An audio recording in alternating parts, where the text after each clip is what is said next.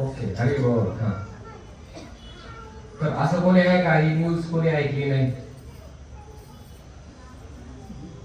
Plain क्रॅशची news ऐकली नाही असं कोण आहे का? सगळ्या जगामध्ये न्यूज पसरली आहे की नाही?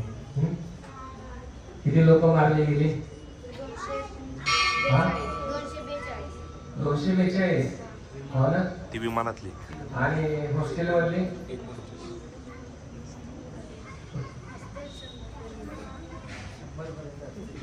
हॉस्टेलवर किती असतील? 100. हरे कृष्ण. वाढवा आवाज करू. हरे कृष्ण. हा, ठीक आहे. हा, किती हॉस्टेलमध्ये किती होते? किती असतील तरी अंदाजे? अशोक अमृत. हा, हॉस्टेलवर कोण राहिले की नाही? हरे कृष्ण. हा, तर याच्यामध्ये किती लोक वाचले? 2. हा, 2. 3 वाचले. 3 कोण म्हणताय? 2 वाचले. हा, 2 वाचले. 2. हा, विमानामधला 1 वाचला आणि बाहेरची ती मुलगी. आणि बसाय चाललेला मुलगी 1. होय की नाही? तर बघा, या जगामध्ये अशा समस्या आहेत. पदम पदम यत युद्धम न तेषाम. बसलेल्या लोकांना माहित होतं का पुढं काय होणार आहे? पण एकदम अशी बसली होती की त्यांना असं वाटत होतं की आम्ही आता 10 तासामध्ये लंडनला पोहोचणार. पण कुठं पोहोचले?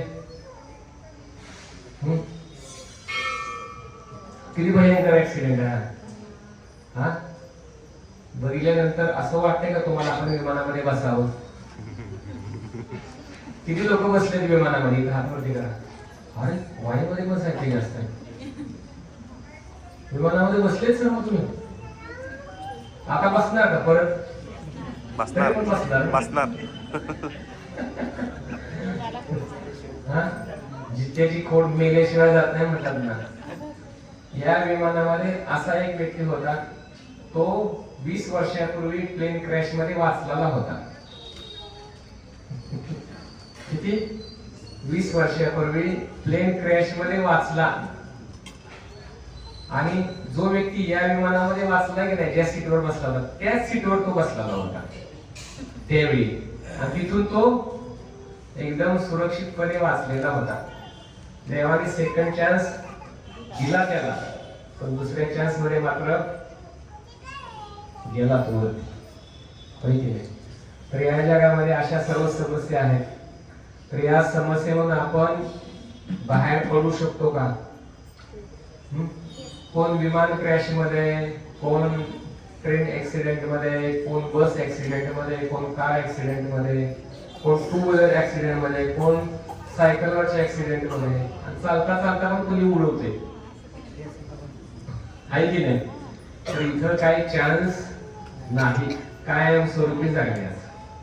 इथं आपण कायमच राहू शकतो या जगामध्ये? राहू शकत नाही. या विमानामध्ये जी लोक होती की नाही, ही सगळी करोडपती लोक होती. कोणी सामान्य मनुष्य अहमदाबादवरून लंडनला नाही जाणार, आहे की नाही? ज्याच्याकडे भरपूर असाच व्यक्ती जाणार. गुजरातचे माजी मुख्यमंत्री पण याच्यामध्ये होते, होय की नाही? आणि जीव गमवावा लागला. तर पदम पदम यत युद्धम न तेषाम. या जगामध्ये पावलोपावली समस्या, पावलोपावली दुःख आहे. पाण्यावरचा बुडबुडा कधी फुटणार आहे आपण सांगू शकतो का? नाही सांगू शकत, आहे की नाही? तसं आपलं जीवन आहे. मग हे जर असं असेल तर मग काय मार्ग आहे? मार्ग कुठला आहे? तर मार्ग सगळ्यात महत्वाचा शरणागतीचा. आपण शरणागती घ्यायला शिकलं पाहिजे. कुठं नाही कुठंतरी आपण शरणागती घेतली पाहिजे, होय की नाही? 2 लोक वाचली या प्लेन मध्ये. एक विमानामध्ये बसलेला वाचला आणि विमानामध्ये जाणार होता पण जाता आलं नाही, अशी 2 लोक वाचली, होय की नाही? तर कुठंतरी त्यांचं चांगलं कर्म असेल म्हणून भगवत कृपेने त्यांना जीवनदान मिळालेलं आहे. म्हणून काही कायमचं वाचणार का ते? नाही. आता वाचले हा, पण पुढं काय कायमचं राहणार आहे या जगामध्ये? नाही, एक दिवस जावं लागणार, पण जायच्या आधी शिकलं पाहिजे. आपण कुठंतरी शरणागत झालं पाहिजे. आणि कोणाची शरणागती घेतली पाहिजे? भगवंताची शरणागती घ्यायला शिकलं पाहिजे. गुरु. हरिनामाची शरणागती घ्यायला शिकलं पाहिजे. गुरूंची शरणागती घ्यायला शिकलं पाहिजे. सत्संगाची शरणागती घ्यायला शिकलं पाहिजे. बरोबर? नाही तर मग या जगामध्ये कुत्री मांजरी येतात जन्माला आणि ती मरून जातात. कुत्री सुद्धा होती बघा विमानामध्ये. मांजर कुत्री हिरवी माणसं नाही, इथं दिसते, पण हा व्हिडिओ बनवलेला आहे बरं.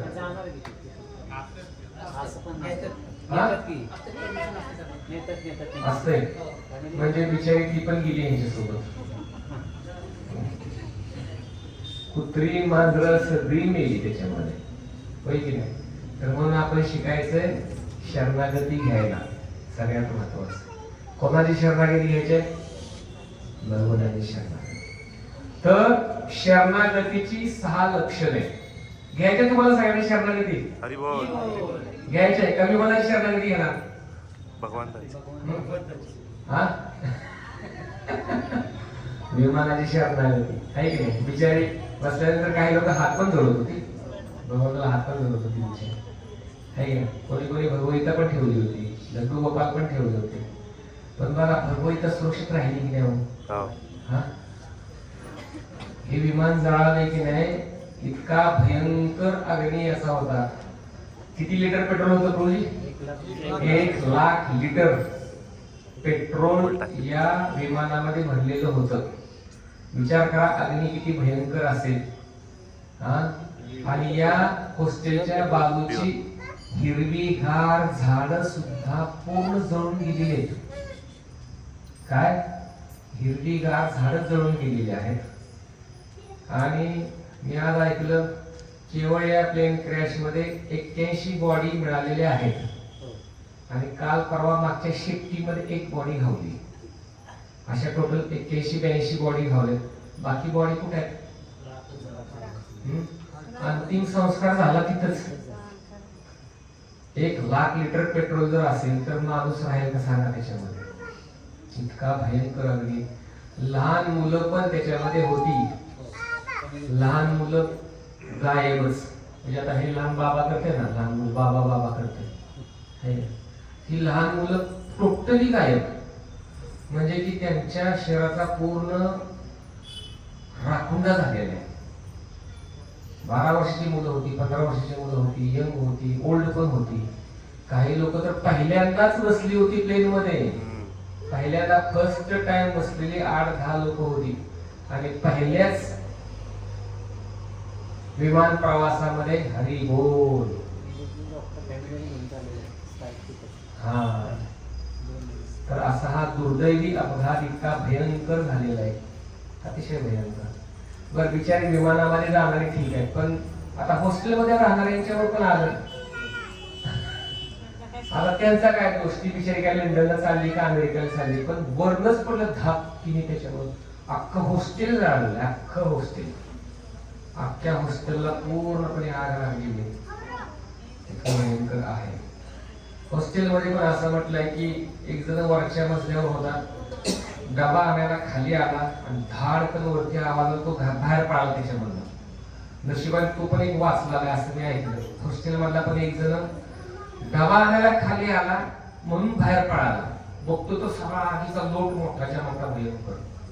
तुम्ही बघू का? मी रिअल एक दाखवलो बघा, रिअल एक प्लेन ऍक्सिडेंट दाखवलेला आहे. केवढा घोर आहे? 5 मजली बिल्डिंगला पूर्ण कव्हर करेल एवढा भयंकर अग्नी निर्माण झालेला होता. तर त्याच्यामुळं या जगामध्ये कुठेही आपण सुरक्षित नाही. तुम्ही म्हणाल प्लेन सुरक्षित नाही तर मग मी ट्रेननी जातो, पण ट्रेनवर पण पट्टीचा घोटाळा करणारी माणसं खाली आहेत. आणि ही तर आहेतच ठिकाणी. हा, इकडून तिकडून तिकडून इकडे करून मागच्या वेळेला पट्टीचा घोटाळा त्याच लोकांनी केला होता ना. हो हो हो, होय की नाही? शोक दिला चांगला नाही. तुम्ही म्हणाल ट्रेन अपघात होतो तर मी बसने जाईल. बस तर मला वाटतं मागच्या वेळेला रस्त्यावरती बस जळली होती, अख्खी बस रस्त्यावर जळली आणि सगळी माणसं मेली त्याच्यामध्ये, ड्रायव्हर तुम्ही मला मग कार सुरक्षित असू शकते? नाही. कार सुरक्षित नाही का हो? नाही.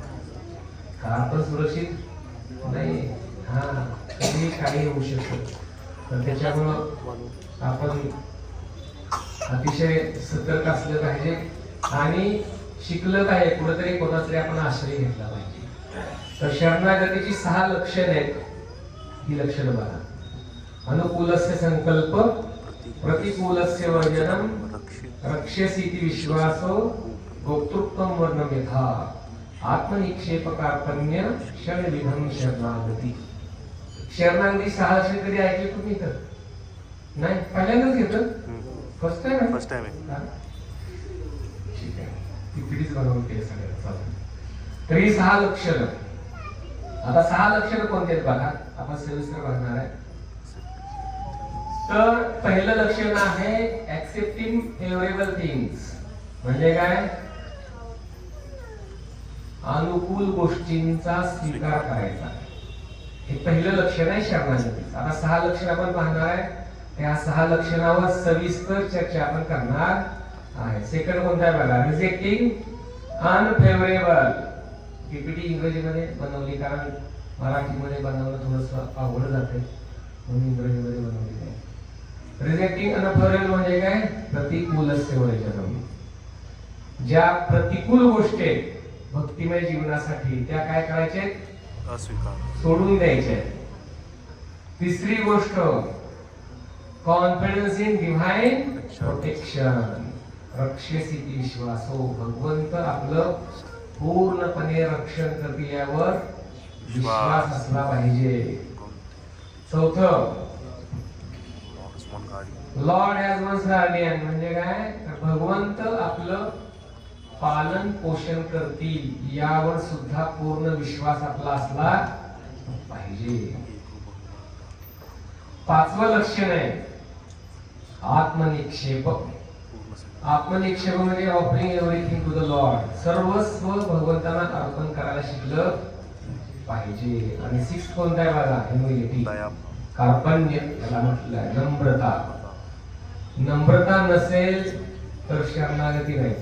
प्रत्येकाला आपला इगो दाखवायचा, मी असं करेन, मी तसं करेन, मी हे करेन, मी ते करेन. तर ही जी मानसिकता आहे ना, ही शरणागतीची मानसिकता नाही, डॉमिनेटिंग मानसिकता आहे, डेमॉनिक मानसिकता आहे. समजलं? ही आसुरी भावना आहे. समजलं? तर ही मानसिकता पण आपण बाजूला ठेवली पाहिजे. नम्र भावनेमध्ये राहायला शिकले पाहिजे. तथापि सुनिचेन सर्व दिवस हरिष्णुना मानेन माननेन कीर्तनीय सदा हरी. बरोबर ना? आपण या जगामध्ये काय करतोय? असं वाटतंय की आपल्यामुळे सगळं चाललं आहे.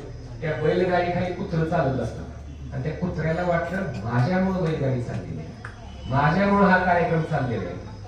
ही जर मानसिकता आपली असेल ना, तर त्या कुत्र्याच्या मानसिकतेमध्ये आपल्या मानसिकतेमध्ये काय फरक नाही. मग कुत्र्याची मानसिकता सोडून द्यायची आणि माणसाची मानसिकता ठेवायची. हरिभक्ताची मानसिकता काय? भगवत कृपेने, प्रभुपादांच्या कृपेने सर्व काही गोष्टी व्यवस्थित चाललेल्या आहेत. समजलं? त्याला नम्रता असं म्हणतात. आता 6 गोष्टी आपण सविस्तर चर्चा करणार आहे. सगळ्यात महत्वाचं भक्तिमय जीवनामध्ये ह्युमिलिटी असली पाहिजे. मुखामध्ये साखर ठेवून बोलायला शिकलं पाहिजे. सारखंच तुरट, कडू, आंबट, चिकट बोलायचं असं घाल, तर ही मानसिकता भक्ताची मानसिकता नाही. ही मानसिकता बाहेरच्या लोकांची. सारखं तिखट बोलायचं, ही मानसिकता कशी आहे? भक्ताची मानसिकता. ही मानसिकता ठेवायची नाही. भक्ताचे 26 गुण भगवद्गीतेच्या 12व्या अध्यायामध्ये सांगितलेले आहेत. हे वाचलं तर मग आपल्याला कळेल भक्त समूहामध्ये कसं राहायचं. समजलं? कमीत कमी नम्रता हा गुण भक्त समूहामध्ये असला पाहिजे. अजिबात ॲरोगंट नेचर ठेवायचं नाही. नेहमी नम्र भावनेमध्ये भगवत कृपेने जे काही चाललेलं आहे ते स्वीकार करायला शिकायचं. आता आपण पहिली गोष्ट पाहणार आहे ऍक्सेप्टिंग फेवरेबल थिंग्स. म्हणजे अनुकूल गोष्टी स्वीकार करायला शिकायचं. भक्तिमय जीवनामध्ये, भक्तीमध्ये प्रगती करण्यासाठी आता अनुकूल गोष्टी कोणत्या आहेत त्या सांगा. सांगा आता तुम्ही एवढ्या दिवसापासून येत आहे कार्यक्रम आपला 12-13 वर्ष झाली वाईमध्ये सुरू आहे. भक्तीमध्ये प्रगती करण्यासाठी कोणत्या गोष्टी आहेत ज्याच्यामुळे आपली भक्तीमध्ये प्रगती होते? हा हा तर हे बघा पहिल्यांदा तुम्हाला मी दाखवतो. Association of devotee, chanting of the holy name, धाम निवास, पंचांग भक्ती. तर या फेवरेबल गोष्टी आहेत. हा सांगा काय काय लिहिलेलं आहे? असोसिएशन ऑफ डिवोटी, पहिली गोष्ट भक्त सत्संग दर शनिवारी होणाऱ्या सत्संग कार्यक्रम मध्ये आलं पाहिजे. तर मग हळूहळू आपली चेतना शुद्ध होत जाईल. बरोबर. जर आपण सत्संग कार्यक्रम मध्ये नियमितपणे येत नसू आणि नुसतं नियमितपणे नाही वेळेवर पण आलं पाहिजे. किती वाजता सुरू होतं प्रवचन आपलं? 7-7:30च्या दरम्यान. कुपन वाटण्याआधी एवढी तरी काळजी घ्या. कुपन हातामध्ये यायच्या आधी पोहोचलं पाहिजे आपण. नाहीतर कुपन गेलं तर मग उपयोग काय सांगा कार्यक्रमाला तुमचा? प्रसादच मिळाला नाही तर उपयोग आहे का काय कार्यक्रमाचा? नाही ना. प्रसाद भेटला नाही तर उपयोग आहे का कार्यक्रमाला? काय आहे ना? प्रसाद नाही भेटला तरी प्रसाद नाही भेटला तरी पण कार्यक्रमात आलं पाहिजे. प्रसाद भेटू न भेटू पण सगळ्यात महत्वाचं ऐकायला मिळालं का प्रसाद भेटला तरच कार्यक्रम सक्सेस. ठीक आहे ना. भक्तांच्या संघामध्ये दर्शनाला आलं पाहिजे. दुसरी गोष्ट काय? हा हिअरिंग आहे, रिडिंग पण आहे बरं का. दोन्ही आहे, नुसतं श्रवण नाही. श्रवण पण करायचं आणि पुस्तकं वाचायची पण. आलं लक्षात? पुस्तकं घरामध्ये म्हणून फक्त पॅकिंग करून ठेवायची का? हा लोक म्हणतात जशी आहे तशी भगवंता तुमच्याने ठेवली आहे कपाटामध्ये. आपल्या भगवंताचं नावच आहे जशी आहे तशी, आणि जशी आहे तशी ती ठेवली आहे कपाटामध्ये. मग काय उघडायला आम्हाला बोलवणार आहे का? अरे ती उघडा वाचा, ती वाचायसाठी दिलेली आहे. ठीक आहे, पुस्तक उघडा आणि रोज एक श्लोक वाचा. ठीक आहे. पुढं तिसरी गोष्ट chanting of the holy name. Chanting of the holy name. हे की नाही नियमितपणे हरे कृष्ण हा मंत्राचा जप करायचा आहे. 16 माळा कमीत कमी आपण केल्या पाहिजेत. पण शक्य नसेल तर कमीत कमी 1, 2, 3, 4, 5, 6, 7, 8, 16 अशा करू शकतो. चौथी गोष्ट काय सांगितलेली आहे? धाम निवास. धाम निवास. तीर्थामध्ये राहिलं पाहिजे. छोटी मुलाचं काय ते कोणाला चालला दिसतो. फक्त आवाज कमी ठेवा. आवाज कमी ठेवा. तर तीर्थामध्ये राहिलं पाहिजे. वृंदावन, मायापूर, जगन्नाथपुरी सर्व तीर्थ आहेत. या तीर्थस्थानी आपण गेलं पाहिजे. आणि तिथं जाऊन काय करायचंय? तिथं जाऊन वडापावचा गाडा, पिझ्झाचा गाडा, केकचा गाडा शोधायचा आहे का? धामात जाऊन लोक धामात जाऊन सुद्धा इथं कुठं काय खायला मिळते का शोधतात. हा स्पेशल काय इकडचं आहे का? आपण धामामध्ये कशाला जातोय? जास्तीत जास्त श्रवण करण्यासाठी, हरिनाम जप करण्यासाठी, तीर्थानं दर्शन करण्यासाठी. पण तिथं पण पिझ्झा बर्गर खात असतो माणूस. आता इथं खातायच की ऑलरेडी. तर धामामध्ये हे केलं पाहिजे. आणि 5वी गोष्ट काय? द्वितीय वर्षी विग्रहाची सेवा. विग्रह सेवा म्हणजे इकडे विग्रह आहे. हा फोटो आहे. पण आपण प्रत्येकाने घरामध्ये जगन्नाथ बलदेव सुभद्रांची स्थापना करू शकता. गौर नेताचे विग्रह घरामध्ये पूजेसाठी आणू शकता. आणि ब्राह्मण दीक्षा झाली असेल तर राधा कृष्ण घरामध्ये ठेवू शकता. आलं लक्षात? तर जनरली गौर नेतांची पूजा, जगन्नाथ बलदेव सुभद्रांची पूजा घरामध्ये आपण करू शकता. हे विग्रह तुम्ही आणू शकता घरी पूजा करण्यासाठी. जे दीक्षित भक्त आहेत त्यांनी. हा काहीच नसेल तर फोटो ठेवू शकता राधाकृष्णांचा. राधाकृष्ण ठेवा, पंचतत्व, नरसिंहदेव, ऋषिष्य परंपरा आणि लड्डू गोपाल पण ठेवू शकतात. कारण परंपरागत घरामध्ये असेल तुमच्याकडे तसं. तर या प्रकारे विग्रह सेवा आपण करू शकतो. याला म्हटलंय अनुकूल असे संकल्प. पहिलं लक्षण झालं शरणागतीचं. लक्षात आलं? पहिलं लक्षण आहे शरणागतीचं. आता याच्यामध्ये बघा प्रभुपाद जप करताना दिसतंय. इकडे विग्रह सेवा चालू आहे. आणि खालचं चित्र कुठलं आहे? गोवर्धन परिक्रमा. वृंदावनामधला गोवर्धन पर्वत आहे, याची फक्त परिक्रमा करतायत, बरोबर. तर हे सर्व काय अनुकूलस्य संतुलन आहे. आता दुसरं लक्षण शरणागतीचं, दुसरं लक्षण कोणतं आहे? प्रतिकूलस्य वर्जनम. म्हणजे ज्या प्रतिकूल गोष्टी आहेत ना त्या आपण सोडायला शिकलं पाहिजे. आता प्रतिकूल गोष्टी कोणत्या आहेत बघा? रेग्युलेटिव्ह प्रिन्सिपल्स. या प्रतिकूल गोष्टी आहेत, बरोबर ना? हो. हा, सांगा पहिली गोष्ट कुठली आहे? नॉमिडिटी. मांसाहार करायचा नाही. नाही. मांसाहारामध्ये सगळं, काही लोकांना वाटतं पण अंडी शाकाहारी आहेत ना. हा? अंडी सांगा शाकाहार मांसाहार की व्हेज नॉन व्हेजच्या पलीकडचं आहे काय?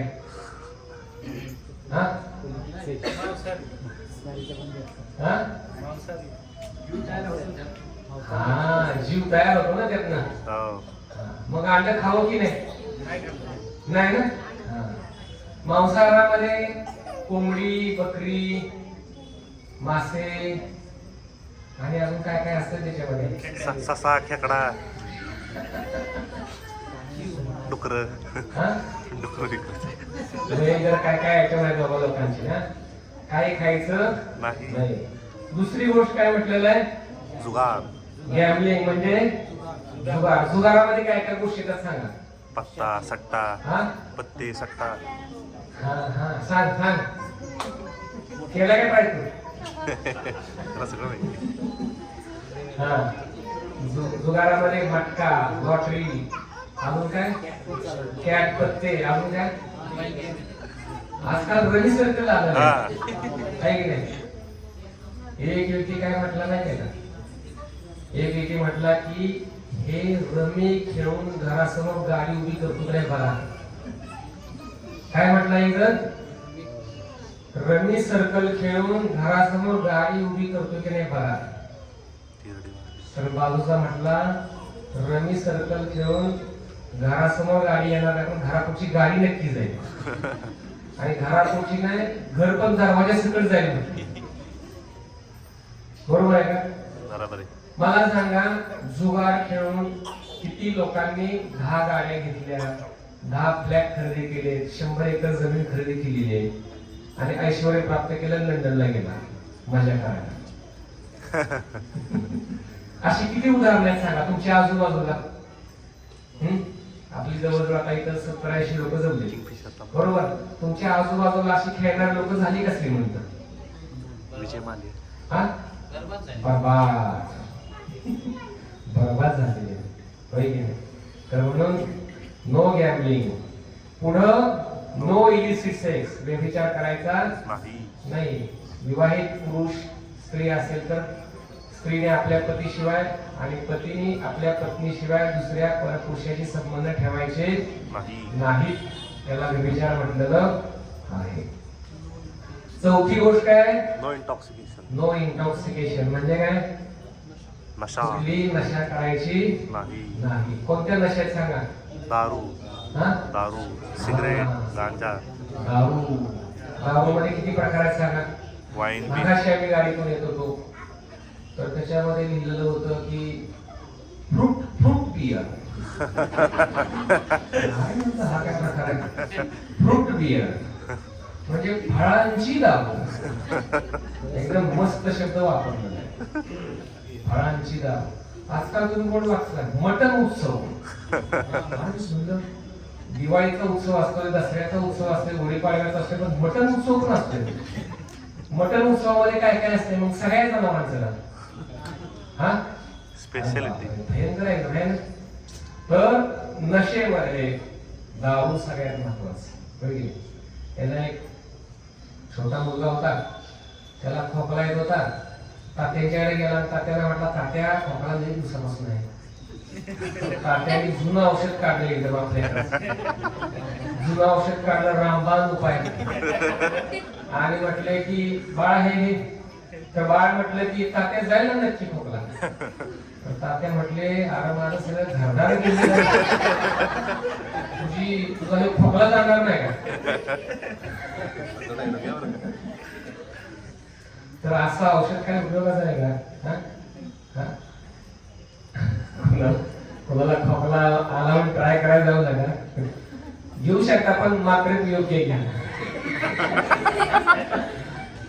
खूपच दिवसापासून खोकला आखी वाटली मारू घरातलं बाहेर पडायचं घरातल्याला उचलून आणायला लागलं घरातून. तर नो इंटॉक्सिकेशन आणि पुढं एक्सेट्रा पण म्हटलेलं आहे.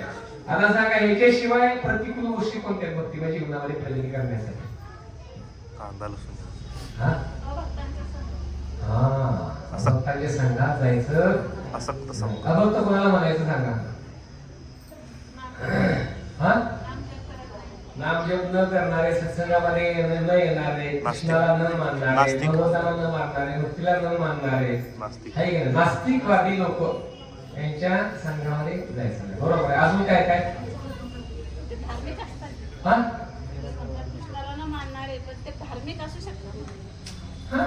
नाही त्यांच्याविषयी नाही म्हटलेलं आपण. नास्तिकवादी लोकांच्या संघात जायचं. अभक्त म्हणजे काय. अभक्त म्हणजे अश्रद्धाळू व्यक्ती. जो नास्तिक आहे अशा लोकांच्या संघामध्ये जायचं नाही. पुढं काय भक्ताची निंदा करणाऱ्याच्या संघात जायचं नाही. अजून वैष्णव अपराधी लोकांच्या संघात जायचं नाही. अजून निराकारवाद्यांच्या संघात जायचं नाही. मायावाद निर्विशेषवाद. ठीक. अजून काय भक्तीमध्ये त्या गोष्टी प्रतिकूल आहेत. आपल्याला भक्तीमध्ये प्रगती करण्यासाठी सहाय्य करणार. सिनेमा थिएटर मध्ये जायचं का नाही ना. सिनेमा थिएटर अवॉइड करायचं. अजून पेपर वाचू नका. बरं ठीक आहे. पैशाच्या मागे ठळक बातम्या बघू शकता. इंटरेस्टिंग बातम्या ठळक बघू शकता. पैशाच्या मागे पडणे नुसते. अनावश्यक आवश्यक पैसा तुम्ही कमवू शकता. समजलं.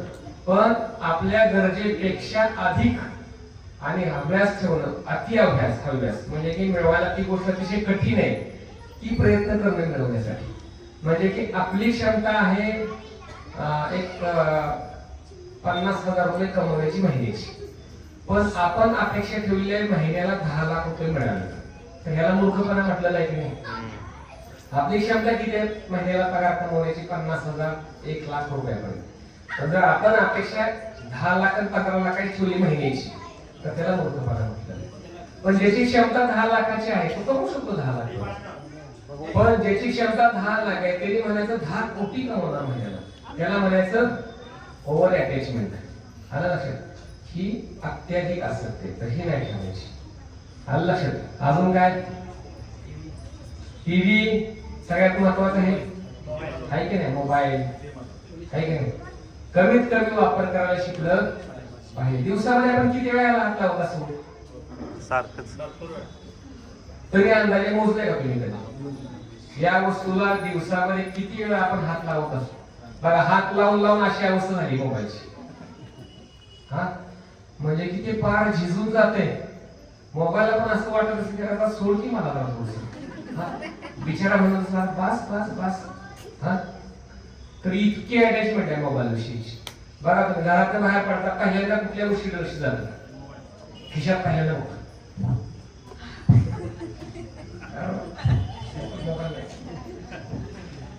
मी मागच्या महिन्यामध्ये आश्रमातून बाहेर पडलो सातारा येण्यासाठी.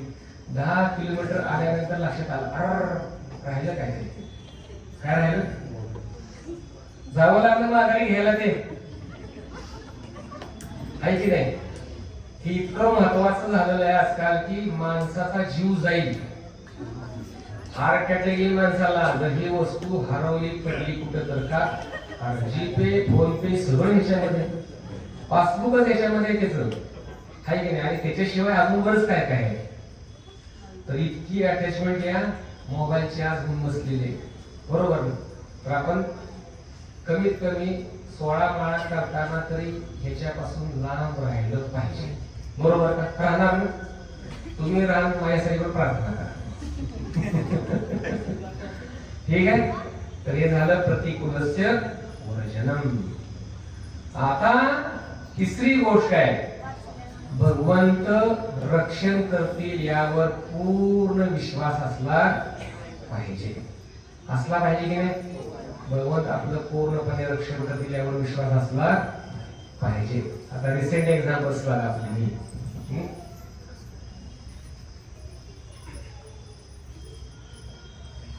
तर भगवंत रक्षण करतात ना.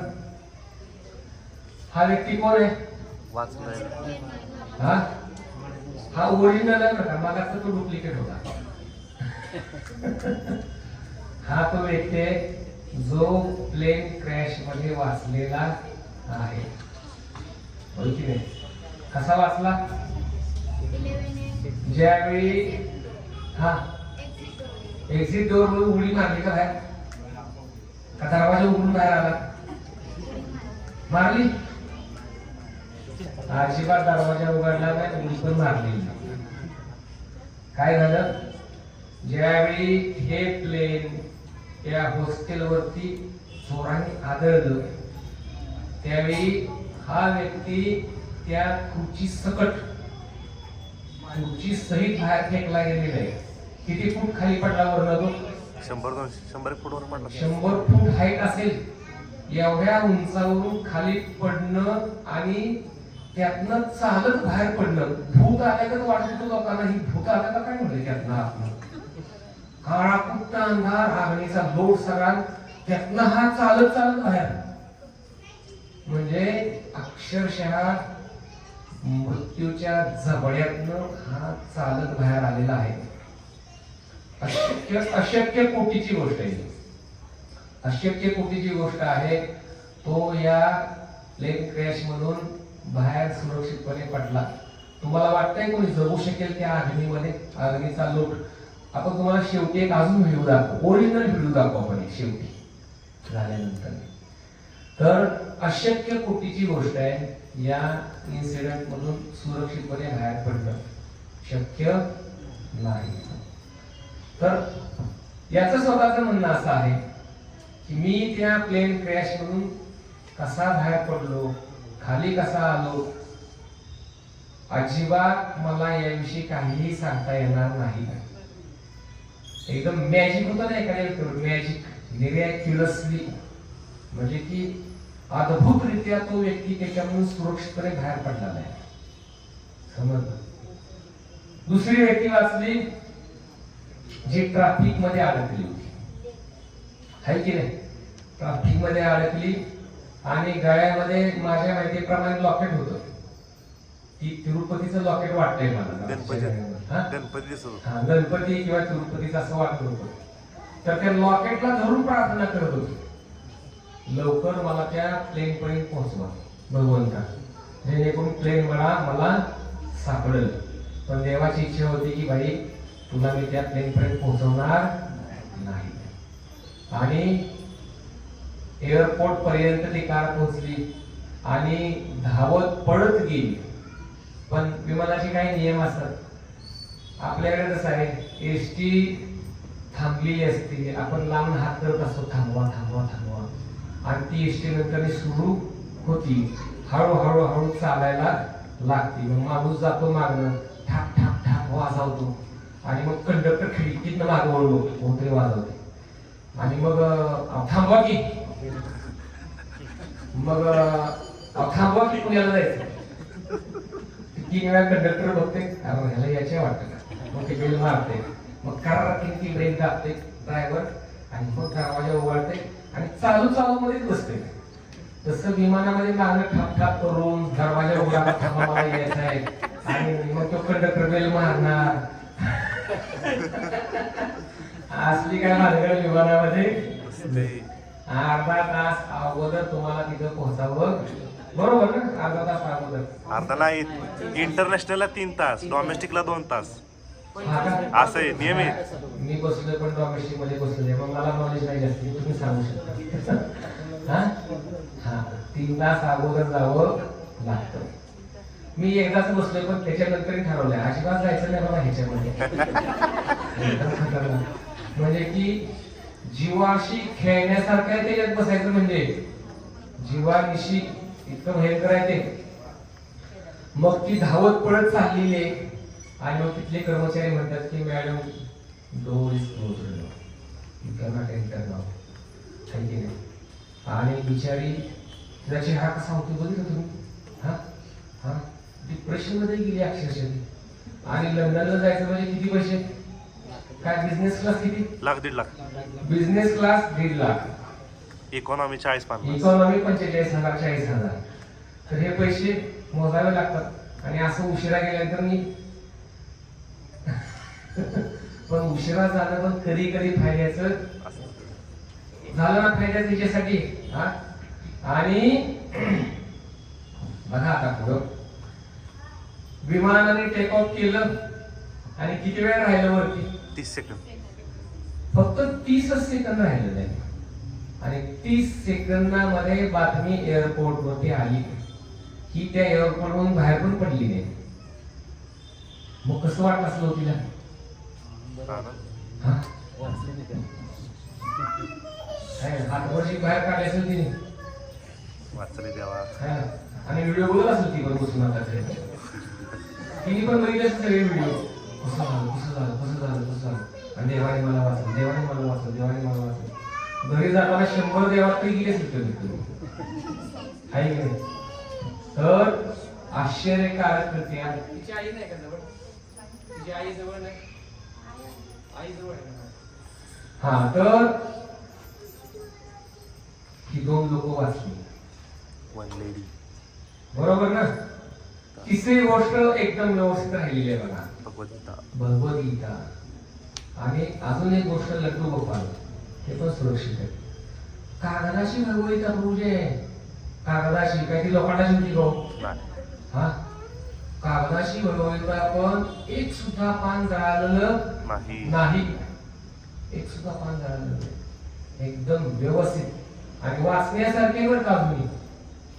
अजून सुद्धा ती भगवद्गीता वाचण्यासारखी आहे आणि सगळी लोक त्या ठिकाणी आली भगवद्गीतेवरती हात ठेवून पाया पडून जात होती. आहे की नाही महिमा भगवद्गीतेची? आणि भगवद्गीता कोणाची? माग बाबा बसलेले बघा, तिकडे बघा सगळ्यांनी म्हणून थोडस बघा म्हणून. हा, खांबावरती जो फोटो लावलाय की नाही, A.C. भक्तिवेदांत स्वामी प्रभुपाद त्यांनी लिहिलेली भगवद्गीता आहे. यथारूप भगवद्गीता. हा, गुरु शिष्य परंपरेवरून लागली, सुरक्षित राहिलेली आहे की नाही? तरी भगवद्गीता सुरक्षित राहिली. तुम्हाला आठवतंय मागच्या 2 वर्षापूर्वी पाथर्डी गावामध्ये महापूर आला आणि त्या महापुरामध्ये पाण्यामध्ये तरंगत भगवद्गीता आली होती आणि रात्रभर ती पाण्यातच होती, पण एक सुद्धा पान तिचं ओलं झालेलं नव्हतं. आहे की नाही? 250 माणसं मिळली पण भगवद्गीता सुरक्षित राहिली. कधी कधी देवाला असं वाटतं की मला पण सुरक्षित राहू दे एखाद्या वेळेला, यांना बाकीच्या घरा शिकवू. भगवान कधी कधी सुरक्षित राहतात, या लोकांना घालतात. तर भगवद्गीता कशी सुरक्षित राहिली बघा.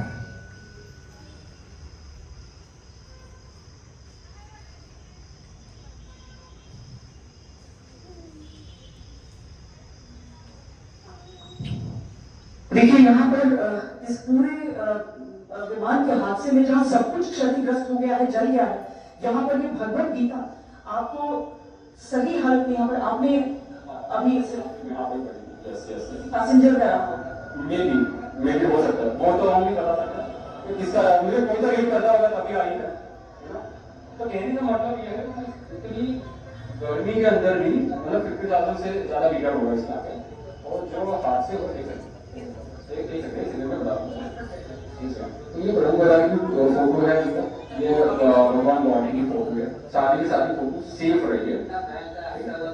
कुछ हुआ नहीं, भगवत गीता है महाभारत की अपनी, तो सिंपल सी मैसेज है गॉड का, हम ऐसा मान सकते हैं, ठीक है, कि इसको अपनाओ तो अच्छा है, बेटर ये क्योंकि ये बाकी चीजें हैं अपनी जगह है, लेकिन और इतनी गर्मी के बावजूद भी मतलब लोखंड भी पिघल गया है, लेकिन इसको कुछ नहीं हुआ। यहाँ पर सारे के सारे मुमकिन भी कर सकते हो, इतने सेफ्टी पेजेस है यहाँ पे, आप देख सकते हो सारी के सारी पेजेस ओके है। हर एक चीज आपको किसी लॉ से कहीं पर आपको एक कालिक सी दिख जाएगी, लेकिन उसके आगे मैं कीपर होल्ड कर सकती हूँ जी। मेन जो है तो ये 1 में से फोल्ड बना हुआ है, ये पेजेस को इतना मतलब दिख रहा है। इसमें जो हादसा हुआ है, जो दुर्घटना हुई है, उसका आपको निशान तो दिख जाएगा इस शुरुआती हिस्से में, लेकिन इस भगवत गीता को आप अभी भी पढ़ सकते हैं। और यहाँ पर हर कोई जो व्यक्ति है यहाँ पर इसे प्रणाम करके जा रहा है। देखिए बहुत दुर्भाग्यपूर्ण यह हादसा जिसमें इतनी जाने गई, लेकिन आस्था के डोर को लोग अपने साथ पकड़कर सहेज कर रखना चाहते हैं। कैमरा पर्सन से से के साथ श्वेता से अहमदाबाद आज तक। तर प्रो बालांची ही भरवणीला आहे, एकदम सुरक्षित राहिलेले आहे. तर यावरून लेसन काय घ्यायचं आहे, तर केवळ एवढीच गोष्ट सेफ आहे या जगामध्ये, शाश्वत राहणार आहे. समजलं? बाकी सगळं नष्ट होणार आहे.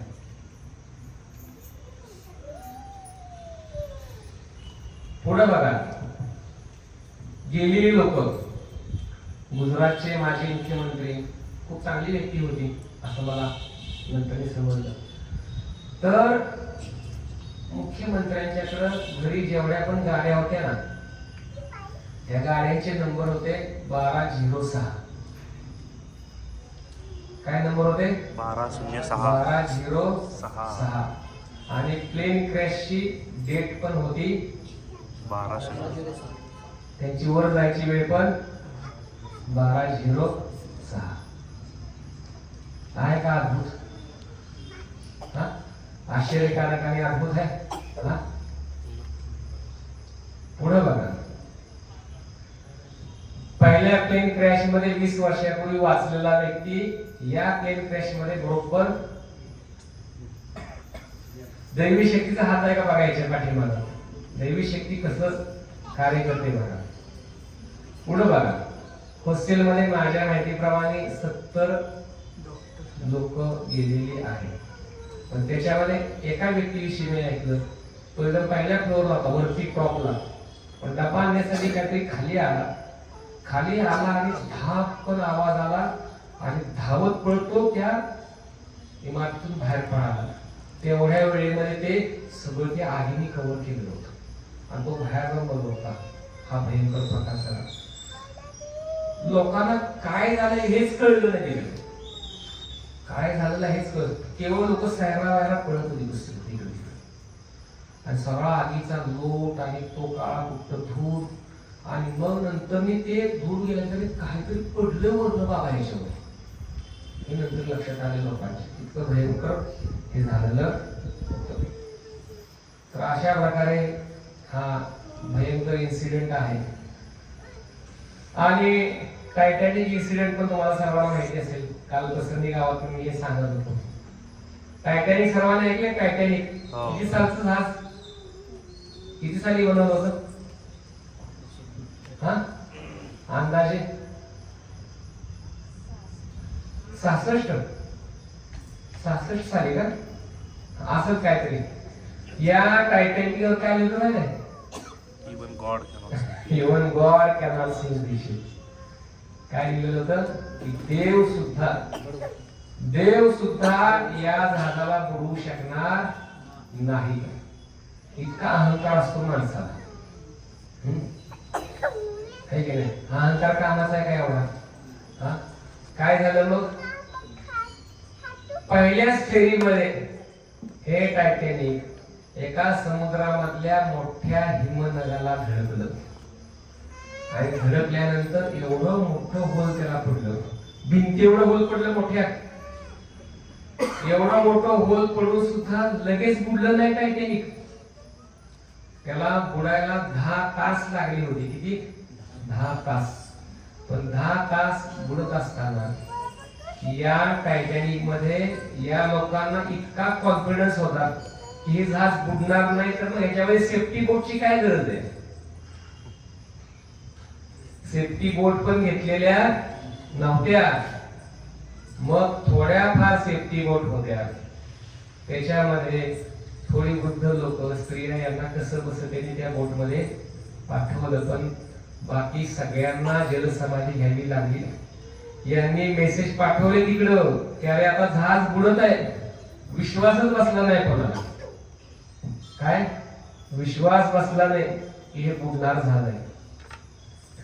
त्याच्यामुळे पटापट जी काय उपाययोजना करायला पाहिजे की नाही ती लवकर केली गेली नाही. त्यांना असं वाटलं एप्रिल फुल आहे की काय, फसवणूक करतात की काय, जोक करतात की काय असं वाटलं. पण नंतर त्यांना समजले अरे खरोखरच हा मेसेज आलेला आहे, जहाज बुडायला लागलेलं आहे. पोहोचेपर्यंत जहाज गेलो होतं पाण्याखाली. अजून पण टायटॅनिक समुद्राखाली आहे. आहे ना? मलबा सगळ्यात हा सगळा मलबा आहे त्या टायटॅनिकचा. आज सुद्धा त्या पाण्याखाली हे जहाज आहे आणि आता त्याच्यामध्ये सगळे मासे राहतात. त्यांच्यासाठी मस्त घर झालेलं आहे. तर असं हे भयंकर आहे. तर म्हणून आपण शिकायचंय शरणागती घ्यायला. शरणागती घेतलं तरच आपल्याला चान्स आहे. एक सुंदर व्हिडिओ आहे.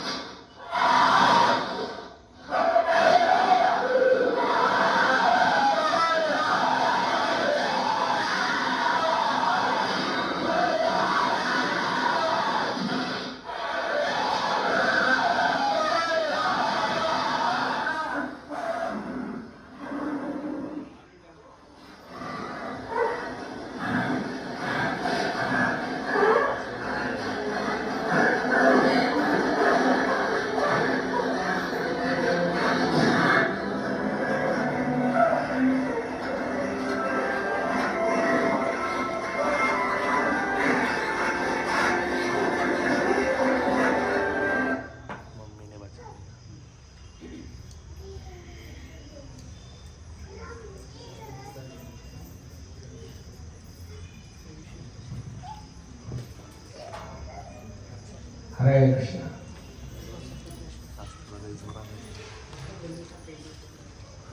तर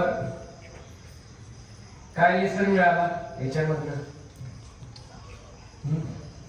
आपण देखील त्या छोट्या आसोबाच्या पिलासारखा आहे की नाही? आणि आपल्याही पाठीमाग वाघ तर लागलाच नाही, पण आपल्या पाठीमाग या जगाचा काळ लागलेला आहे की नाही? आणि हा काळ आपल्यावरती एक दिवस अटॅक करणारा, झडप घालणार आहे, होय की नाही? याचं रक्षण कोणी केलं?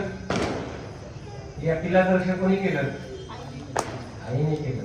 आपल्यासाठी आई कोण आहे? भगवंत.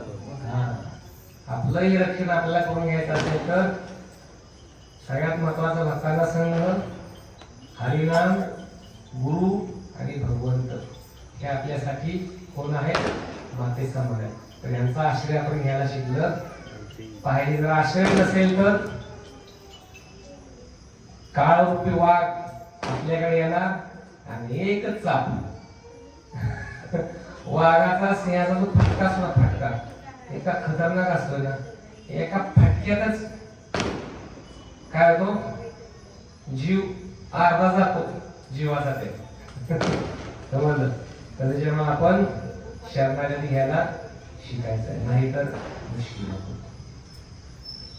त्यानंतर हे कितवं लक्षण आहे शरणागतीचं? चौथं लक्षण, भगवंत पालन करतील यावर आपला विश्वास असला पाहिजे. पालन म्हणजे काय थोडक्यात? भगवंत अन्नधान्याची पण व्यवस्था करतात याच्यावर विश्वास असला पाहिजे. सगळ्यात महत्वाचं उदाहरण आहे, आपण नेहमी हे पाहिलेलं आहे, श्रीवास ठाकूर. ऐकले श्रीवास ठाकूरांचं उदाहरण? श्रीवास ठाकूरांना एकदा चैतन्य महाप्रभू विचारलं, म्हटले की अरे श्रीवास, तू तर 24 तास हरिनाम संकीर्तन करत असतोस आणि तुझ्या भोजनाची व्यवस्था कोण करते? तर तेव्हा श्रीवास ठाकूर काय म्हटले? मी केवळ 3 टाळ्या वाजवतो. 1 2 3. 3 टाळ्या वाजवले काय होतंय? भोजनाची व्यवस्था. आता आपण 3 टाळ्या वाजवतो का? होईल का? बरोबर वाजवतो. आता जरी तुम्ही 3 टाळ्या वाजवल्या तरी पण तुम्हाला अजून 1 तास थांबावं लागणार. मिळणार 3 टाळ्या वाजवत कसा मिळणार? पण 1 तासाने मिळणार एवढं ध्यान ठेवा. लगेच मिळणार नाही. तुम्ही मला उद्यापासून ट्राय करून तरी बघू, करून बघा दिवसभर. तुम्ही दिवसभर जरी टाळ्या वाजवल्या तरी पण मिळेल असं वाटतंय का तुम्हाला? हा, नाही मिळणार. का मिळणार नाही सांगा? का मिळणार नाही सांगा? कारण आपल्याला पूर्ण खात्री आहे मी टाळ्या वाजवून काय मिळणार नाही. आपला विश्वास आहे या गोष्टीवरती की मी टाळ्या वाजून मला काय मिळणार नाही, म्हणून मिळणार नाही. पण जर विश्वास असेल ना तर मिळू शकतो, पण रोज रोज नाही, एका दिवशी चुकून नको. तर आपण टाळ्या वाजून आपल्याला काय भेटणार? आपल्याला भेटणार, पण ऑफिसमध्ये, कंपनीमध्ये 8 तास 12 तास 16 तास काम केलं की मग भेटणार खायला आपल्याला. ही आपल्यासाठी. पण जे शुद्ध भक्त आहेत त्यांनी 3 टाळ्या वाजवल्या ना तरी पण त्यांना भेटणार आहे. पण आपण नुसत्या टाळ्या वाजवून काय भेटणार? टाळ्या वाजवणार आहे ना, टाळ्या वाजवणारे लोक कुणा असं सांगा ज्यांना भेटत टोल नाक्यावर. कोण असतात लोक ती?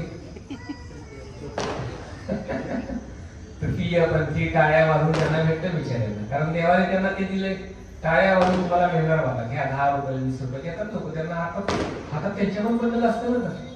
कधी कधी मला पण अशी वाटतं आपल्या हातात तरी कशी नसतं, ह्या लोकांच्या हातात कशी 10-20 रुपये नोटा त्यांच्या हातात असतात. 100 पण त्याला खुश नाही काय लोक, कारण त्यांना ती आशीर्वाद मनावर असतो. काय माहिती कसा मिळतो आशीर्वाद, काय मिळतो माहिती नाही, पण मिळते त्यांना तिकडं. तर टाळ्या वाजवून भेटू शकतं, पण ते केवळ शुद्ध भक्तांसाठी. तर 99% आपल्यासाठी भक्तीमध्ये प्रयत्न करायचे. आपल्याला काय प्राप्त करायचे असेल 99% प्रयत्न करायचे, 1% भगवंतावर अवलंबून राहायला शिकायचं. आणि शुद्ध भक्ताच्या बाबतीत कसं असतंय? 99% भगवंतावर अवलंबून असतो आणि 1% फक्त प्रयत्न करत असतो. हा फरक आहे आपल्यामध्ये शुद्ध भक्तामध्ये. पण प्रोबालाची बरोबरी आपण करायची नाही. दुसरं उदाहरण आहे इथं. हे चित्र तुम्ही पाहताय सगळेजण. हे चित्र आहे मायापूर मधील आमघाटी या ठिकाणचं. आमघाटी या ठिकाणी चैतन्य महाप्रभू आणि त्यांचे सगळे पार्षद होते. सगळे पार्षद महाप्रभूला म्हटले की भगवंता खूप भूक लागलेली आहे, काहीतरी व्यवस्था करावी लागली.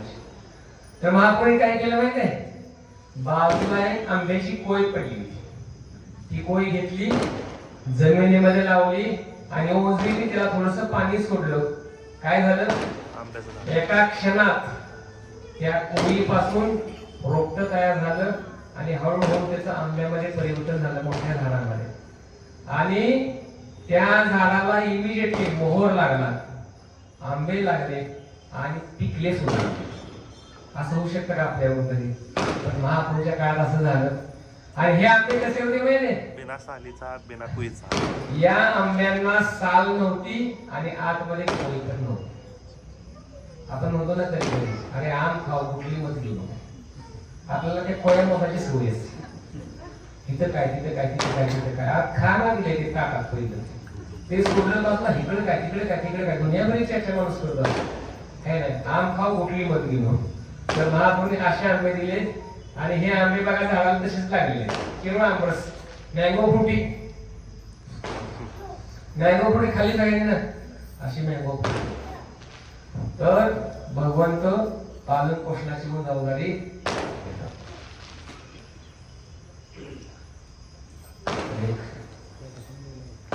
व्हिडिओ बघूया आपण. असं म्हटलेलं आहे की लॉर्ड प्रोव्हाइड आवर ग्रीड. बरोबर ना? Not our grid.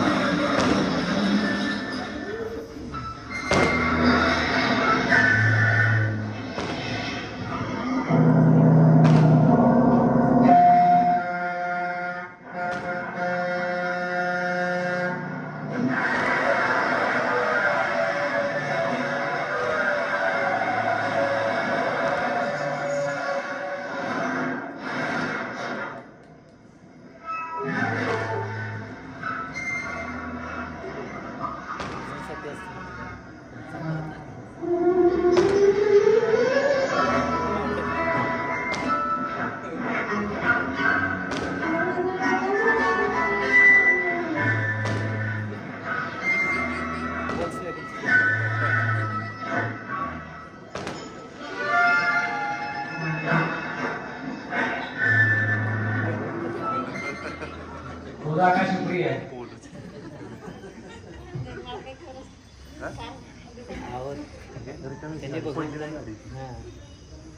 काय प्रश्न पडला कोणाला इथं? लक्ष्मी प्रेम आता त्यांना गाडी काय कळलं की नाही याच्यामध्ये? गाडीच भेटत होती त्यांना. हा लिफ्ट मागे थांबली. समजलं ना? हो. 2 पॅसेंजर या रस्त्यावरती खूप वेळपासून वाट बघत होते. गाडीच नव्हती. मग देवानी पाठवली का? ती बी ब्रँडेड नव्हे ना. हा, तर देवाने ती गाडी पाठवली आहे. तर असं म्हटलंय की भगवंत आपली जी गरज आहेत ना ती पुरवतात, पण आपली ग्रीड नाही पुरवत. आलं लक्षात? तर मग हावरटपणा ठेवायचं नाही उद्दिष्ट अनावश्यक गोष्टींचं. हे झालं 4थं लक्षण शरणागतीचं. ठीक आहे. 5वं लक्षण आहे आत्मनिक्षेप, म्हणजे सर्वस्व अर्पण करायला शिकलं पाहिजे. सर्वस्व अर्पण करायला शिकायचं. बली महाराज. आता कोणी सर्वस्व अर्पण केलं? बली महाराज. हा, चित्रामध्ये दिसतंय. बली महाराजांच्याकडं कोण आलं होतं भिक्षा मागायला? वामन देव आले होते. बरोबर. आणि वामन देवानी किती पावलं जमीन मागितली? 3. 2 पावलामध्ये सगळं हरण करून टाकलं. म्हटले 3रं पाऊल कुठं ठेवू बाबा? 3 पावलं द्यायचं वचन दिलेलं आहे. बळी महाराज म्हटले मी द्यायला लागलो पण घेणारा मी काय घेतोय म्हटले. 2 पावलं झाडपच सगळं झाडप केलंय म्हटले या बाबांनी. आलाय बटू ब्राह्मणाच्या रूपामध्ये. आणि बळी महाराजांनी ओळखलं की ही साधारण व्यक्ती नाही, साक्षात भगवान विष्णू आहेत. बळी महाराज नतमस्तक झाले, म्हटले की मी तिसरं पाऊल तुम्हाला देऊ शकत नाही, तुम्ही तिसरं पाऊल माझ्या मस्तकावर ठेवा. आणि भगवंताने काय केलं, सगळं हरण करून घेतलं. बळीराजाला आपलं सेवक बनवलं. लोकांना असं वाटतं की काय भगवंत आले आणि दुष्ट वृत्तीने सगळंच बळीराजाचं काढून घेतलं. आपण काढून घेतलेलं बघितलं, पण दिलंय काय भगवंताने माहित आहे त्यांना? माहित आहे? नरक लोकांचा राजा बनवा. बळीराजाला जेवढं ऐश्वर होतं की नाही, त्याच्या कित्येक पटीने सुतल लोकांचं राज्य दिलं. नरक लोक. आणि केवळ तेवढंच नाही, त्यांच्या राजधानीच्या बाहेर गेट वरती सिक्युरिटी गार्ड म्हणून वामनदेव राहिले उभे तिथं. बघा भगवान किती प्रसन्न झाले. आपल्याला असं वाटतं की देवाला देऊ नको आता जन्माष्टमी आली, आपलं पत्र्याचं शेडच चाललेलं आहे मागं मागायचं, तर अजून पत्रा लावायचा राहिलाय आपला. आणि लोकांना असं वाटतं की देऊ का नको हे वापरलं की नाही आपल्या पैसे व्यवस्थित, शंका असते ना लोकांच्या मनामध्ये, आहे की नाही? तर दान देताना पण आपण सरळ हस्ते यायला शिकलं पाहिजे, होय की नाही? बळीराजाने तर आपलं सर्वस्व अर्पण केलं भगवंताच्या चरणी, बरोबर. आता आपण काय काय अर्पण केलं पाहिजे भगवंताच्या चरणी आपलं सांगा. आता मी तुम्हाला असं म्हणत नाही की तुमच्याकडे जेवढं काय सगळं असेल तो 7-12 आमच्या नावं करून द्या सगळं, असं तर काय आम्ही कधी म्हटलेलं नाही. 10-12 वर्षात तरी काय नाही म्हटलं तरी असं आम्ही. पण आपण काय मागतोय लोकांना, हा तुम्हाला किती पगार आहे? 10,000 आहे ना, 10,000 रुपयामध्ये दर महिन्याला तुम्ही 100 रुपये तर कार्यक्रमासाठी डोनेशन देऊ शकता ना, आहे ना? नित्य सेवा दिली पाहिजे. आणि कधी कधी असे मोठे प्रोजेक्ट टाकले जातात, आपल्या शेअरचा खर्च जवळजवळ 80,000च्या वर गेलेला आहे. आणि अजून अर्धवट काम राहिले, बरोबर लागून दरवाजा बसवायला अजून राहिलेला आहे, बाजूचे पत्रे बसवायचे राहिलेले आहेत. लोक मला रथयात्रा काढूया, रथयात्रा काढलेली आपण पत्रे शेड वगैरे झाले का नाही पूर्ण. जी गरज कसं असते, आपल्या सेंटरला जी गरज आहे ती पहिली आपण पूर्ण केली पाहिजे. कारण आता आपल्याला जन्माष्टमीचं कलेक्शन करायचंय आणि कलेक्शन मध्ये आपल्याला लोक धान्य देतात, मग कोण तांदूळ देतंय, कोण डाळ देतंय, कोण आटा देतंय, तर ते सगळं ठेवलं आपण, पावसाचं पाणी वरण पडून ते सगळं भिजून खराब होतं. म्हणून आपण ते शेड बनवलेलं आहे. तर आपल्याला त्या शेडमध्ये त्या वस्तू ठेवायच्या व्यवस्थितपणे सुरक्षित, वर्षभर आपल्याला लागत असतात त्या गोष्टी. तर बळीराजाने सगळं दिलेलं आहे, आपल्या जे काय होतं तेवढं. पण आपल्याकडचं आपण काय दिलं पाहिजे, अख्खं फुल तर देऊ नका, पण फुलाची एक पाकळी तर देऊ शकतो आपण, होय की नाही? तर या प्रकारे दान करायला आपण शिकलं पाहिजे. हे शरणागतीचं लक्षण आहे. तुम्हाला असं वाटेल की काय कोणी सारखं मागतच राहताय तुम्ही, खाऊन पण देत नाही प्लेटवरती बसलो तर, आहे ना? अनाउन्समेंट चालूच असते सारखी, यांनी हे दिलं यांनी हे दिलं. तर आध्यात्मिक कार्यासाठी, धार्मिक कार्यासाठी आपण आपला जो काही कमाईचा भाग आहे तो त्यासाठी ठिकाणी आपण डोनेट केला पाहिजे. आणि फक्त हे आपल्या संस्कृतीतच आहे का असं नाही. अगदी मुस्लिम लोकांना पहा, सदर असते मोठी मदत, पण काय मदतीचा उपयोग आहे का सांगा ते? मुस्लिम लोकांच्या मध्ये पण मदत होते लोकांना, पण कशासाठी होते? तुम्हाला गोळ्या घालण्यासाठी. आणि मग बाकी पण बऱ्याच ठिकाणी अशा आध्यात्मिक नाही म्हणतात त्याला, पण लोक देतात, दानधर्म करत असतात. तर आपला जो दानधर्म या ठिकाणी होतो हा समाजाच्या कल्याणासाठी आपण या ठिकाणी हे कार्य करतो. तर बळीराजाकडून आपण हे शिकलं पाहिजे. आणि ज्या ज्या लोकांनी आपलं जीवन समर्पित केलेलं आहे ती लोक आपल्यासाठी आदर्श असले पाहिजे. हे लोक बघा आदर्श आहेत का आपल्यासाठी? आहेत. म्हणजे पताका महाराज आहेत आदर्श, अख्खं जीवन समर्पित केलं, बरोबर. लोकनाथ महाराज आहेत का आदर्श आपल्यासाठी? अख्खं जीवन समर्पित केलं भगवंताच्या सेवेसाठी.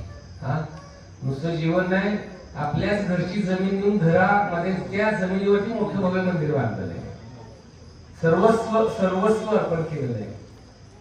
परम पूज्य राधानाथ महाराज आहेत त्याचं सुंदर उदाहरण, अख्खं जीवन समर्पित केलेलं आहे, बरोबर.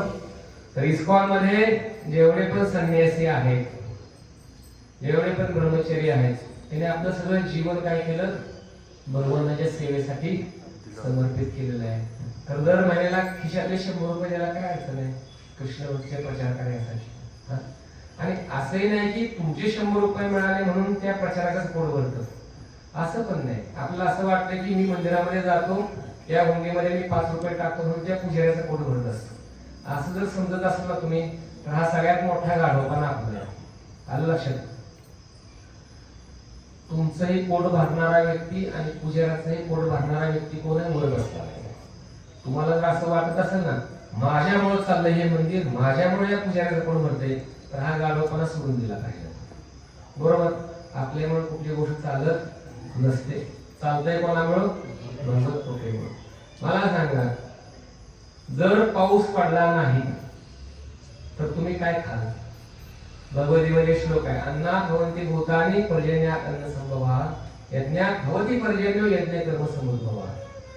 जर जमिनीमध्ये पाऊस पडला नाही तर तुम्ही पिकू शकता काय? हा? तुमच्याकडे कितीही खत असो, मग तो युरिया असो, सुफला असो आणि सेंद्रिय खत असो आणि काही सगळी दुनियाभरची तुम्ही खतं आणून ठेवा, पण पाऊस पडला नाही तर तो पिकू शकाल काय जमिनीमध्ये? हा? युरिया खावा लागल, सुफला युरिया ही खतं खाऊन मारावं लागलं शेवटी. आलं लक्षात? आपल्याला असं वाटतं की मग ठीक आहे, जमिनीत नाही पिकलं काय तर आम्ही प्राणी कापून खाऊ. अरे पण त्या प्राण्यांना पण खायला काय लागतं? प्राण्यांना जगण्यासाठी काय लागतं सांगा? गवत. गवतच उगवलं तर प्राणी जगणार नाही. प्राणी संपले तर काय खाणार परत? दगड कन्नड बोलट खाणार कंपनी मधली, फॅक्टरी मधली. हा? म्हणजे थोडक्यात लक्षात ठेवा, आपल्याला सुद्धा जगायचं असेल ना या जगामध्ये तर भगवत कृपेवरतीच अवलंबून राहावं. आणि पाऊस कोण पाडते? कशावर पवार पाडतात पाऊस? याला पाडला होता त्यांनी पण पाऊस. आणि तो पाऊस पडून त्याचं पाणी पिऊन लोकांना रोग झाले होते. ही आपली करणी माणसाची. कृत्रिम पाऊस. कृत्रिम पाऊस पाडला आणि लोक सगळी हॉस्पिटलमध्ये ऍडमिट झाली होती. ही आपली करणी आहे. पण देवाचा पाऊस बघा, देवाची करणी नारळात पाणी आहे की नाही? नारळात सुद्धा देवाने पाणी ठेवलेलं आहे, पण कसं पाणी? स्वीट वॉटर आहे की नाही? तर त्याच्यामुळं आपण ह्या सृष्टीमध्ये उच्चापती करून काय करू शकत नाही. उगीच ह्या उच्चापती सगळ्या. तर म्हणून हा पण एक शेपक आपण भगवंतांवरती पूर्णपणे अवलंबून राहायला शिकलं पाहिजे. आणि भगवंतच आपल्या उदरनिर्वाहाची काळजी घेतात हे आपण शिकलं पाहिजे. आणि आता शेवटचं लक्षण आहे कार्पण्य. म्हणजे काय? नम्रता. 5 गोष्टी आहेत पण शेवटची गोष्ट नाही. शेवटची गोष्ट जर आपल्याकडे नसेल तर ती शरणागतीचं लक्षण नाही. म्हणून अहंकार मुक्त आपली भक्तिमय सेवा असली पाहिजे, मग त्या शरणागतीला व्हॅल्यू येते. तर नम्रता खूप महत्वाची आहे. तर नादती सुनेचे न तरुणीवर सहिष्णुता मानदेन कीर्तनीय सदा हरी. गवताच्या पात्यामुळे नम्र राहायला शिकलं पाहिजे. वृक्षाहून सहनशीलता असली पाहिजे. मगच असा व्यक्ती नम्र भावनेमध्ये हरे कृष्ण महामंत्राचा जप करू शकतो. समजलं? नाहीतर जिथं जाईल तिथं मी केलं, मी केलं, मी केलं. तू काय केलंस? आहे की नाही? लोकांच्या मध्ये अशी मानसिकता असते. लात मारेल तिथं पाणी काढीन, जाईल तिथं सेंटर खोलीन, हा लात मारेल तिथं पाणी काढीन, आकाशाचे तारे तोडीन. पण होतं का असं कधी?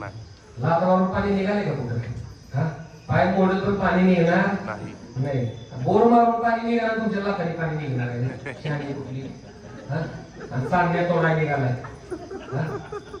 उगाच अहंकार बाळगून कुठल्याच गोष्टी होत नसतात. तर भगवत कृपेवरती अवलंबून जेवढं राहील, गुरुच्या कृपेवर अवलंबून राहील, तेवढ्या गोष्टी सोप्या होतात. नाहीतर असं म्हटलेलं आहे, प्रभात म्हणतात की impossible words comes into the fool's dictionary. What is the meaning of it? काय अर्थ आहे?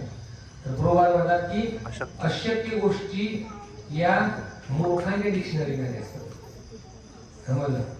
पण बघा, जर अहंकारी व्यक्ती असली की नाही तर त्याच्यासाठी कुठलीच गोष्ट शक्य होणार नाही. त्यांनी किती पण आधार पटकवू देत, समजलं.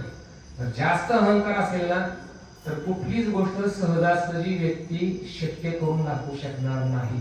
त्याच्यासाठी सगळ्या गोष्टी इम्पॉसिबल होते. सगळ्या गोष्टी इम्पॉसिबल होऊ शकतात.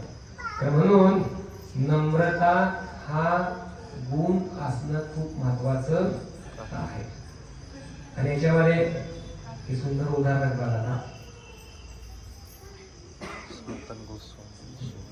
हे सुंदर उदाहरण आहे. या चित्रामध्ये तुम्ही पाहताय छत्रपती शिवरायांचं उदाहरण. बघा, एवढा मोठा राजा, बरोबर, पण एका संतांच्या चरणी नतमस्तक झालेला आहे. झालाय का? आहे की नाही? क्षत्रिय कोणापुढे नमत नसतो, पण कुठं नमतो? संतांच्या पुढे, साधूंच्या पुढे नमतो, होय की नाही? तर ही नम्रता असेल तर व्यक्ती राज्यकारभार चांगला करू शकतो. आणि संत झाला म्हणून संतांनी काय आरोहण बनून चालतं का? संतांनी पण कुठं नमायचं आहे? त्यांच्या गुरूंच्या चरणी, भगवानाच्या चरणी नमायचं आहे, है की नाही? आणि नम्रतेचं एकदम आदर्श उदाहरण म्हणजे महाराष्ट्राचे संत तुकाराम महाराज. आपल्या सर्व महाराष्ट्रीयांना तुकाराम महाराज सगळा इतिहास माहिती आहे, सगळं सांगण्याची आवश्यकता नाही. तर तुकाराम महाराज जीवनातून ही नम्रता आपल्याला पाहायला मिळते. आणि इथं दुसरं चित्र दिसतंय बघा. चित्रात काय दिसतंय तुम्हाला? नित्यानं प्रभूला घालतो. नित्यानंद प्रभू आहे, बरोबर. आणि एका भक्ताच्या छातीवर लाथ मारली. काय केले? छातीवर लाथ मारली. हाय काही कथा माहिती तुम्हाला कोणाला? सांगू का? सांगा. चैतन्य महाप्रभूंच्या काळामध्ये शिवानंद सेन नावाचे भक्त होते. आणि हे भक्त अतिशय श्रीमंत होते. काय आपल्या जसे मफतला आहेत ना आणि नाथजी प्रभू आहेत, तशा पद्धतीचे शिवानंद सेन अतिशय श्रीमंत व्यक्ती. त्यावेळी ते अब्जाधीश होते. अब्जाधीश म्हणजे समजलं का? अब्जाधीश असे शिवानंद सेन होते. आणि हे शिवानंद सेन नित्यानंद गुरूंच्या यात्रेमध्ये सगळी व्यवस्था करायची, अकोमोडेशनची, प्रसादाची, भोजनाची, राहायची, खाण्याची, पिण्याची व्यवस्था त्यांच्याकडे असायची भक्तांची. त्याचे चार्जेस स्वतः शिवानंद सेन भरायचे. आणि एक वेळ काय झालं की शिवानंद सेन यांच्याकडून व्यवस्था करण्यामध्ये दिरंगाई झाली आणि नित्यानंद गुरूंना राहण्यासाठी रूम व्यवस्थित मिळाली नाही, भोजनाची व्यवस्था झाली नाही. नित्यानंद प्रभू कोण आहेत?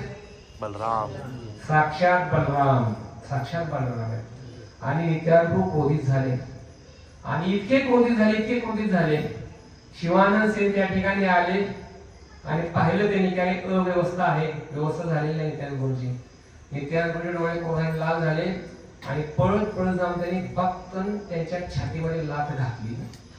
लाथ घातल्याबरोबर शिवानंद सेन कोलांट एवढे खाऊन गेले, कुठेतरी कोपऱ्यात पडले जाऊन. आता सांगा काय करायचं?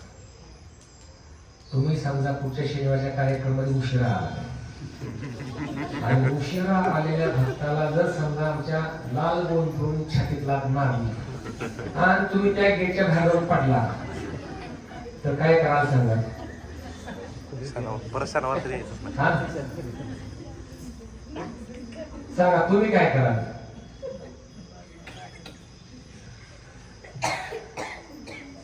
छातीत आपण कंबाड तरी घातली असं घरी जरा काय कराल?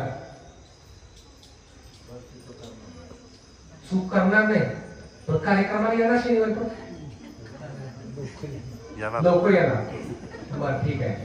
अजून कोण काय करत? पोलिसांना किती लोक घेऊन येतील? पोलीस स्टेशन जवळ मागच आहे. किती लोक घेऊन या पोलिसांना किंवा पोलीस स्टेशनवरती FIR दर्ज किती लोक? कोणीच नाही करणार. मग तुम्ही योग्य कॅन्डिडेट आहे प्रवचन ऐकायसाठी. पोलिसांकडे कोणीच जाणार नाही ना. बघा पुढच्या वेळेला प्रयोग करणार आहे. ठीक आहे. शिवानंद सेन तडपड उठले कसे बसे आणि साष्टांग दंडवत केला नित्यानंद गुरूंच्या चरणी. साष्टांग दंडवत केल्यानंतर नित्यानंद गुरु एवढ्यावर थांबले नाहीत. काय म्हटले? माझा तुला शाप आहे म्हटले, सगळ्या घरची लोक तुझी संध्याकाळपर्यंत मरून जातील. बाप. म्हणजे लाथ मारून थांबले का? तुम्हाला लाथ मारून थांबला आमचा होता, पण त्याच्या पुढे असं बोलला तर काय होईल? हा? बघा, तर शिवानंद सेन नित्यानंद चरण पकडतात आणि अतिशय आनंदित होतात. आनंदित होतात, म्हणतात की नित्यानंदचा असा शाप मिळाला म्हणजे माझ्यासाठी तो वरदान आहे. घरी गेल्यानंतर पत्नीला सांगतात की नित्यानंद माझ्या छातीत लाथ मारली आणि असा शाप दिला. बायको पण खुश. इकडं थोडं जरी काय झालं की नाही तर अरे बापरे, म्हणजे की फार गाव गोंधळ करून मोकळ होतोय आपण इकडं. म्हणजे थोड्या पण गोष्टी आपल्याला सहन होत नाहीत. मग ह्या उदाहरणावर आपण काय शिकायचं बघा. आहे का आपल्याला शरणागती अशी? नाही.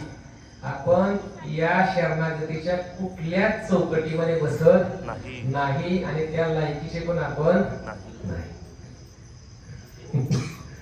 समजलं? तर याला म्हटलेलं आहे नम्रता. अशी नम्रता असेल तरच भक्तिमय जीवनामध्ये आपण प्रगती करू. पुढच्या शनिवारी यायला ना सगळी, काळजी करू नका, कोणी लाभ घालणार नाही. फक्त लवकर या, कुपन तुम्हाला मिळेल, पण उशीर आला तर कुपन मिळणार नाही. एवढेच फक्त. आणि फक्त 20 रुपये भरायचे. 20,000 चार्ज, 10 रुपये आता ह्या महिन्यामध्ये, पुढच्या महिन्यामध्ये 20 रुपये होणार आहे. तर थोडस लवकर या, एवढीच आमची अपेक्षा आहे. कोणी तुम्हाला वाईट बोलणार नाही, वाटलं पण बोलणार नाही, छातीत पण लाथ घालणार नाही, कपाटात पण घालणार नाही. तर फक्त आमची अपेक्षा आहे की प्रवचन सुरू व्हायच्या आधी तुम्हाला इथं आलं पाहिजे.